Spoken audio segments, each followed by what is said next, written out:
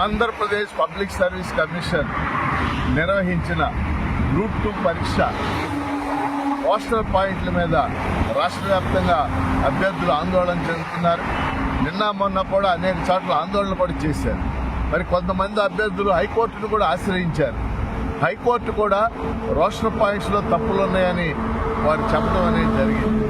అందువల్ల ఈ నేపథ్యంలో ఆందోళన చెందుతున్నటువంటి అభ్యర్థులకి ఉపశమనం కలిగించాల్సిన బాధ్యత రాష్ట్ర ప్రభుత్వం మీద ఉన్నది.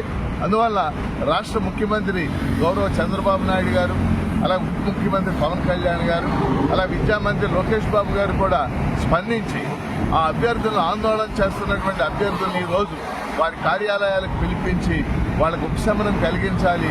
ఆ పరీక్షకు సంబంధించినటువంటి ఎటువంటి నిర్ణయాలు తీసుకోవాలో వాళ్ళతో చర్చించాలని కూడా నేను ప్రభుత్వానికి విజ్ఞప్తి చేస్తున్నాను.